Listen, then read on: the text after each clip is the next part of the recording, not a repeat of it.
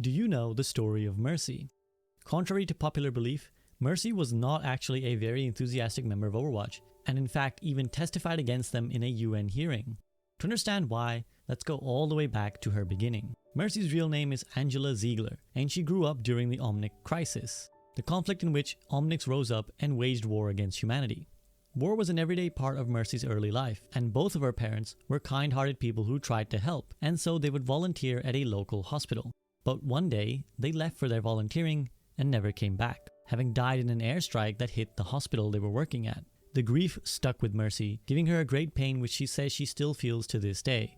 But rather than be motivated by vengeance, Mercy decided that she would dedicate her life to healing and helping others, the way her parents did. From a very early age, she became known as a genius in the field of medicine, and even during her teen years, she began to come into contact with Overwatch via Torbjorn. Mercy and the Lindholms were family friends, and Mercy even came to visit Torbjorn in the hospital when he was injured on an Overwatch mission.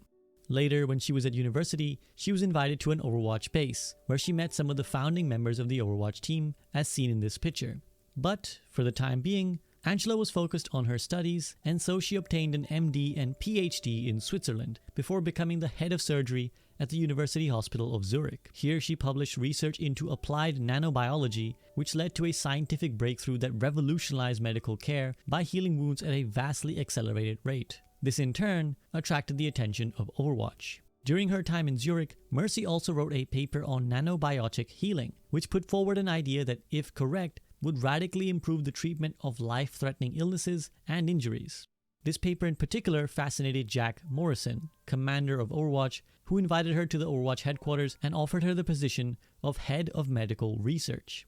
Initially, Mercy was skeptical. She knew Overwatch was an organization born from war, and she was worried that her research would be used simply to cause more conflict and put more people in danger. But the call of Overwatch was alluring. Mercy's ideas were revolutionary, and there wasn't an organization in the world that could offer her the kind of backing and resources that Overwatch could. So, tempted by the idea of free reign and full backing, Mercy agreed to join them. And true to her word, her research was a resounding success, and she pioneered many medical breakthroughs that would improve the lives of millions around the world. But this did come at a cost. The more she got involved with Overwatch, the more Mercy had to start compromising her ethics. She created the Valkyrie suit, another masterstroke in the field of medicine, but she made the suit just to prove that her technology would work.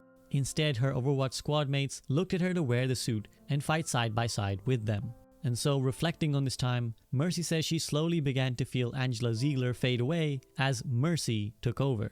Despite the burden put upon her, Angela still found herself frequently clashing with her superiors and pushing back against the actions of Overwatch. Even though Morrison had assured her that her research would not be misused, she still found that frequently her technology was being exploited to make weapons of war. One such example is the biotic rifle that Anna now wields. It was originally made simply to heal, but Torbjorn made modifications to it that turned it into the weapon we now know today. This meant that, to some extent, Mercy was always uneasy with what Overwatch was doing and with her place in the organization. Still, she could see that it was doing some good too, such as during the Null Sector uprising in King's Row, London. When word reached Angela that Null Sector Omnics were rioting in the streets, she knew that civilians would be in danger and lives would be lost. Overwatch was forbidden by the United Kingdom government from intervening, but Mercy pushed Morrison to send a strike team. Her powerful emotional words persuaded him, and he sent her alongside Torbjorn, Reinhardt, and Tracer to intervene and help the people of King's Row. And indeed, they were able to do some good and fight back the Omnic uprising to bring peace to the city. Despite her reservations, Mercy would continue to work with Overwatch for years and participate on many significant operations, such as the Storm Rising mission where she extracted information out of a talent agent called Maximilian with the help of Winston, Tracer, and Genji. In fact, she and Genji have a special relationship, since it was Mercy who saved Genji's life when he was nearly killed by his brother, Hanzo. More on that story another time.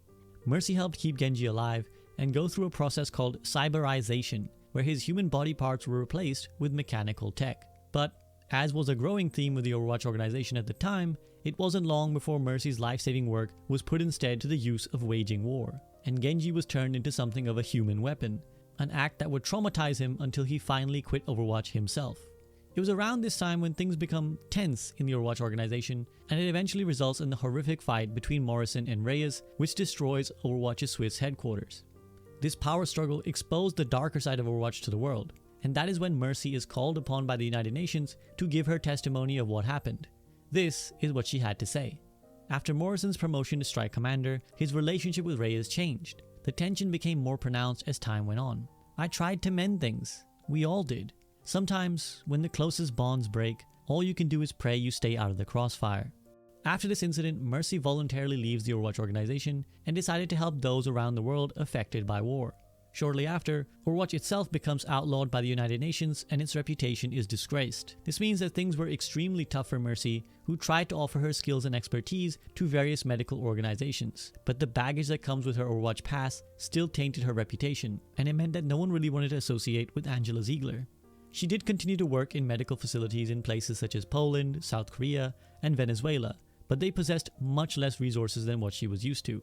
After traveling around the world, Mercy eventually set up camp in Cairo, Egypt, a place which was still a center of much conflict and turmoil, and where she ends up working for 2 years. The people of Cairo are not too friendly towards Mercy because they see her as a part of Overwatch, and Overwatch was held as a large reason for why their people were struggling in the first place. Despite that, Mercy stays to help the local people, and is also able to spend a lot of time here with Farah, another character with whom she has a special relationship. Farah at this time was working for a private security firm called Helix Security International, and this close relationship has led to some speculating of a potential romance between Mercy and Farah, the way that others have suggested one between Mercy and Genji. Mercy continues to work in Cairo until one day her apartment is suddenly crashed by a combination of Ana Amari and Jack Morrison, who is now going by the alias of Soldier 76. The events of this day are described vividly in the Valkyrie short story, which you can all read on the Play Overwatch website. Soldier had just been wounded by Reaper, formerly Gabriel Reyes, and needs some medkits from Mercy, but as the three of them talk, it is far from a happy reunion. They've all received the recall from Winston, which was a message he sent out to all Overwatch agents asking them to return to duty, but none of them were sure about answering that call just yet. It is clear that Ana and Jack are still fighters to their core, while Mercy is still a doctor at heart. While they believe in direct action and fighting the forces of evil head on, Mercy looks to the people first, wanting to help those in need rather than resort immediately to violence. This philosophical difference is made very apparent when they hear a loud explosion outside, and it turns out that the Temple of Anubis is under attack from Talon. While Jack and Ana rush off to chase after Reaper, Mercy tells them that the civilians affected by the attack should come first, and donning her Valkyrie suit, she heads to the rubble from the explosion to look for casualties. There, she finds and rescues a young girl named Hanan and her brother, saving them from under the wreckage. But just as they're escaping, the building starts to collapse, and Mercy nobly uses her body to shield the two children. When she regains consciousness, she is greeted by Ana and Jack, who tell her that the two children survived, thanks to Mercy's heroism. Mercy then spends the rest of the day helping treat other people who were injured by the attack until she finally parts ways with Ana and Jack, who say they intend to chase Reaper's trail to somewhere in Europe. She leaves on good terms with them, accepting their different paths in life, but the incident leaves a restlessness in her heart. She starts to wonder if there isn't still a hero inside her, someone who feels compelled to act when innocents are in danger. And it seems now that that instinct has been fully awoken in Mercy, because the next time we see her in public is during the events of the 0 Hour cinematic.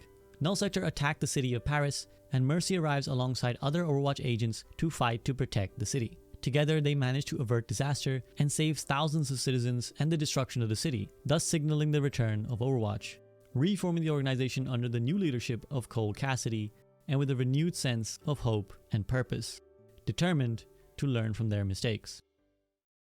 And that is the story of Mercy, at least until the story forwards in Overwatch 2's PvE campaign.